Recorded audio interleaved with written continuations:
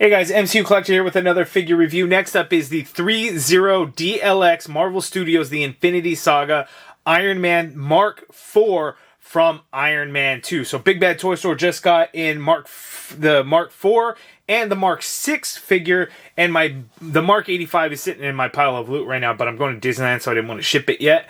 But finally kind of getting some more of these DLX figures. Still waiting on the Mark 7. But for now, we've got the Mark IV and the Mark VI, which I just got. So my next video will be the Mark VI. The only comparisons that I'm going to do with these figures is going to be the Mark III and the Mark V, because I figured, I guess that kind of makes sense, right? We'll go Mark III, we'll go Mark IV, we'll go Mark V, and then we'll go Mark VI. So these are the two new ones, and again, the Mark VI will be the next video, but this video, we're going over the Mark IV from Iron Man 2. I don't really remember what the full differences between the Mark III and the Mark IV were. I don't know if they're going to share any of the same parts, but we'll take a look at that in the comparison. But looking at the package here, we get a look at the figure on the front. We got the open window flap, so you can kind of see the figure there. And then you can see the figure, all the accessories in there. We get a couple of the laser beams that he uses in the final battle alongside War Machine against the Hammer drones. So those are pretty cool. Just a bunch of legal stuff and credit and stuff and things like that. I don't know exactly what's all going on there. But here we have the Iron Man Mark IV DLX. So let's go ahead and open it up. Let's take a look. Okay, so I was thinking about this for a second. I'm like, wait a second. The Mark IV was not the suit he used in the final battle. That was actually the Mark VI, which then was used in the Avengers movie. So the lasers were on the Mark VI. So I'm actually very confused, because we do get the laser pieces in here. And I'm trying to think, what did Iron Man do with the Mark IV suit in Iron Man 2? I don't think he did a whole lot with it, right? Like, I may have to go back and watch the movie. But the Mark VI, the Mark VI was in the Avengers movie. Yes. But it was also at the end of Iron Man 2. And so the laser things should be the Mark VI. So I was looking at the official images released by threezero, and it shows the Mark VI using the lasers, but the picture says the Mark IV, even though the Mark IV has the circle arc reactor, whereas the 6 has the triangle arc reactor. So I'm actually quite confused, and I don't know if this has been explained in the past, because I did not get into the line, when it was first announced, when pre-orders had first gotten up. I had since been introduced to the line, and now I'm all in on it. So I'm genuinely confused, and I may have to go back and watch the movie to better understand. But I'm also trying to record these videos before I head over to Disneyland, so these can go live while I'm at Disneyland and on my vacation. So I'm a bit confused. So if you're watching this video thinking, like, what the hell is he talking about? Like, that was not the correct suit in there. That's what's going on. I'm going to try and figure it out in a very short amount of time so I can get to this review and go over this stuff with you guys. But yeah, I'm confused because there are no laser pieces with the Mark VI. Okay, quick update. I saw a Reddit post. Somebody was asking the same question, and I guess the Mark 7, which I don't have yet, also has those same laser pieces. I think this was just simply an error on threezero's part. Because it doesn't make sense. It just doesn't. So keep that in mind as we go through this review. Okay, so here I have the Iron Man Mark IV out of the package, and I've been working on this figure for a little bit of time already. So some QC issues with the light up feature that kind of has me going crazy. So I at first I did get the lights to light up, and I could sometimes kind of get the arc reactor to light up, but not like ever stay on. Not a single time has it been able to stay on. So I'm kind of frustrated with it. So I'm going to be reaching out to Big Bad Toy Store to get an exchange on this one, because I like the light up features. Obviously I'm not going to keep them lit up. But light up feature is part of the selling point, right? So I want to be able to have ones that are in working order. I haven't had issues with any of the other ones that I've gotten, but this one, for whatever reason, the light up features just don't work. The one in the head, there was like too much solder in one spot, so like the chip part of it was weird, and then trying to get the batteries to stay in and work, it's kind of weird. I did get it to stay on, but now it's not working again. And then the arc reactor one, it just can't get it to work either. So I'm a little frustrated with this one. It's kind of weird, kind of wonky. If you guys have the Iron Man Mark IV, let me know. Did you guys have these same issues with the light up features? Luckily, Big Bad Toy Store is pretty awesome when it comes to their customer service and handling issues like this and taking care of their customers. So I have no doubt that I'll be able to just get an exchange, and then the next one's going to be in good working order. It's just frustrating in this time that this one is not. I absolutely love this line. I absolutely love these figures, but it can be frustrating when you have issues like this. But enough of the negative. Let's get to the positives. The figure is beautiful. It really is. We get some really cool accessories. We get some swappable parts and things like that are going to be cool.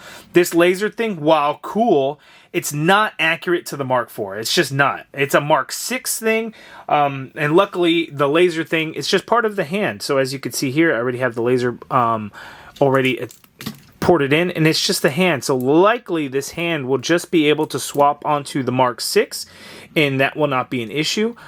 In terms of the Mark IV and kind of what the significance of it was in the movie, there was basically none. It was the new suit because the Mark III was damaged in the first Iron Man movie, so the Mark IV was the evolution and the next step. There's not really very many similarities between the 3 and the 4. In fact, I think the only ones that I could really find are maybe some of the feet are going to be the same, the hands might be the same, but the rest of the figure itself is going to be all different. Even the arc reactor section, there's just differences kind of everywhere amongst the figure. There's really nothing that's going to be the same. I don't even know if the head sculpt might be the same. But other than that, there's really nothing else that's going to be the same. Everything else is really going to be new. It's kind of a less bulky version of the Mark III, I guess. Kind of streamlined and slimmed down in certain areas and just kind of gave it a better look. So that is the difference between the two.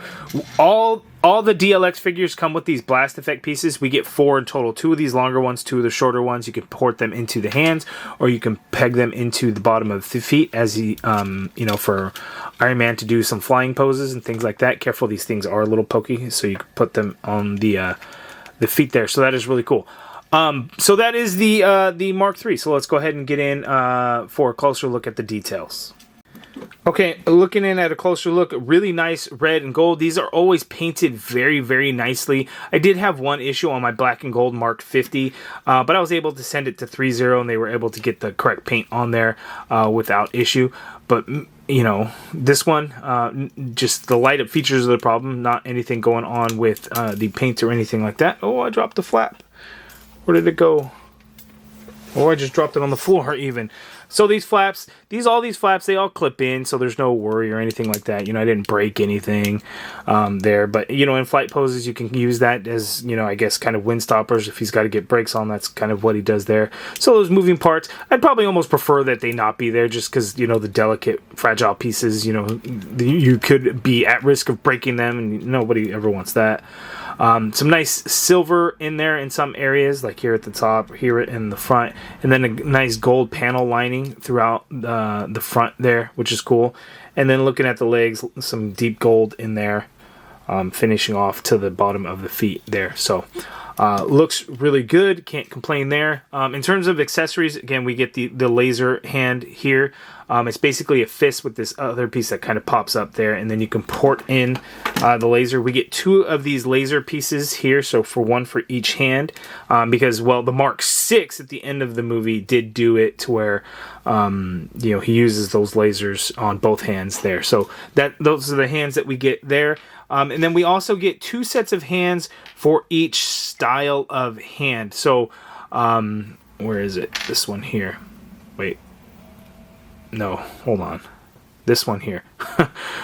So you have like this hand here, and this is kind of like the arc reactor blast hand. So you get the 2 hands. You get the one where you still have that silver reactor piece in there, and then you have the other one where it has the peg hole, so you can peg in the blast effects into the hand, so you can do his little blast thing there. And then we also get an additional open hand, as you can see there, that's got the arc reactor open to it. And I thought I had another hand. I feel like I'm missing a hand now all of a sudden. Did I drop one? Because on the other side, we do get... Oh, I guess we didn't get it. Yeah, I guess not. I feel like I'm just going crazy because I thought we got 2 sets of each hand, because you can have this one. But I guess this is just, regular open relaxed hand. We get a left and right on that there. And then... I guess what it is you have both of these. So one's a little bit more clawed for blasting. Okay, that's what it is. So you have these hands here. One is a little bit more... So looking at them, right, you can see one finger is clawed in a little bit more. That's going to be, I would say, the blast effect. Where the open hand is open a little bit more, that's going to be for your flying poses. So that's the difference in the hand there. I was trying to figure it. I'm like, wait a second. And then, you know, if he's getting ready to blast but hasn't blasted yet, that's what that hand is there. So those are the hands. And I know that was a little bit confusing. I confused myself, but it does make sense. So you get the more clawed hand is going to be for the actual blast effect. And then you have the other ones where the fingers are a little bit more straight out, and that's going to be for the flying pieces. We also get these elbow pieces that I still kind of have to figure out. These elbow pieces will swap out. Like we get little different missiles right in that there on this one. And then this one's just kind of open up there for like a single missile. Let me see if you guys can see that. See the little gold paint at the tip of it there? So I got to see how we can use these pieces onto the elbows, because we get a few of these different pieces, like 4 for each, the left and the right. So I'm going to put those together so we can see what that's all about. You know, I should have looked at the instruction sheet the first time around. So it's not that those laser hands are supposed to be for the Mark IV. It actually specifically says in here it's to finish off your Mark VI. So I don't know if the Mark VI was a reissue, but I just got the Mark VI for the first time. So that's what's going on there. So the Mark VI is sold separately, but those hands are specifically for the Mark VI. So it's not that threezero made the error, it's that I made the error and not looking at the instruction sheet ahead of time or bothering kind of looking into that. But I'm looking at the instruction sheet to figure out the attaching the micro munition missiles and how that works on the figure, because again, we get a couple of different pieces on there. So you got the arm missiles and then the micro munition missiles. Okay, so here is the single missile attachment piece to the elbow there. So that is really cool. It's actually quite simple the way it seems way more complicated than it really is. But these elbow pieces are 2 separate pieces, so you can pull one clip off there and then pull off the back piece there. And then you have this weird looking arm, but then you get your other pieces in here. So we're going to do the mini micro munitions pieces here. So we can have the two, kind of the full effect, and you could see both of them at the same time. So you got the single missile there, and then you have the micro, munitions there, and that's kind of crazy because it's like all the way around the arm. So that's pretty crazy there. So crazy munitions, as you could see there. You do want to be delicate with these pieces. While they are incredibly detailed, they are small pieces and they are plastic, so you do want to be careful when swapping them around and handling them. Okay, so let's get to the articulation of this guy. The threezero DLX figures surprisingly have quite a bit of articulation. It's kind of crazy. Whoops, I just popped the head off of there. The neck moves on its own, and the head is on a dumbbell, ball joint, so you can get a little bit of movement, like straight up or getting into flight poses, as you can see there. And then you can get him to look down that much, which is really good. And then you get some good pivot in that neck going, which is great. The shoulder pad will move, which will allow you the arm movement to get that arm to go straight on out. And then you can kind of adjust that shoulder down, as needed. But that's how that shoulder works. You get a full rotation in there. There is a butterfly-ish, which allows you to kind of move up and out, and then you can come forward. Doesn't really get you the crossbody, but it does allow for some movement in that arm and give you the freedom of space to like turn that bicep in there. It does not go back whatsoever. You have an upper bicep swivel in there. Double jointed elbow gives you that much bend. Wrists are on a ball peg, so you can swivel around and hinge a little bit in there. Not a huge amount, but you can hinge a little bit.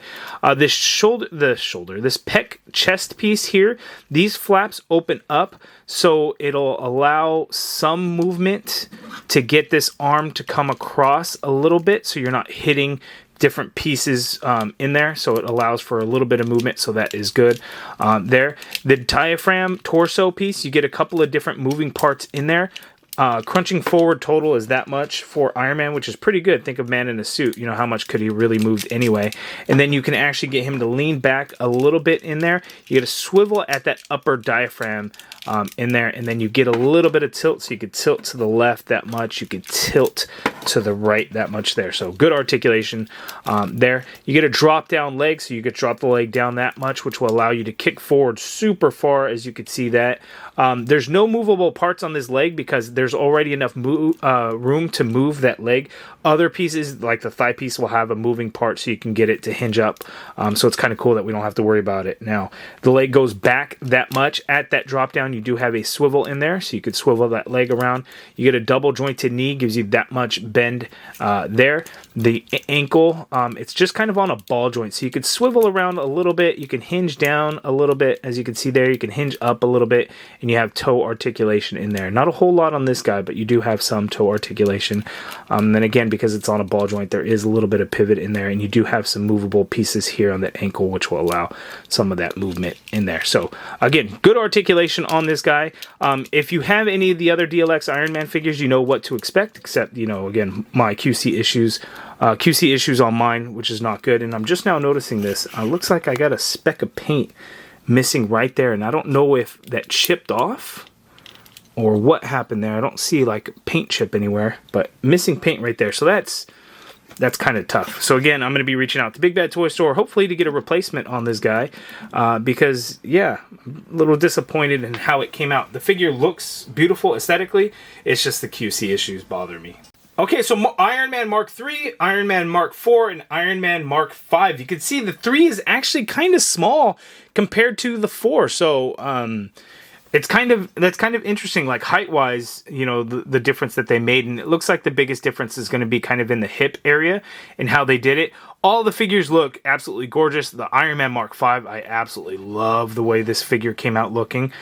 So we have that there. Again, this figure isn't real indicative of the entire line, as this one, you know, happens to have the QC issues that I haven't had with any of the other ones.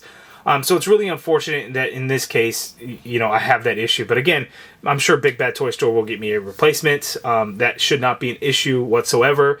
It just sucks to have to kind of go through that. But again, all the other ones that I've had have not had issues whatsoever. So there's that.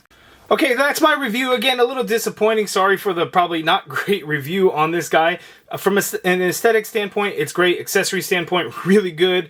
Articulation is really good. It's just a QC issue, and again, that's just on this particular copy.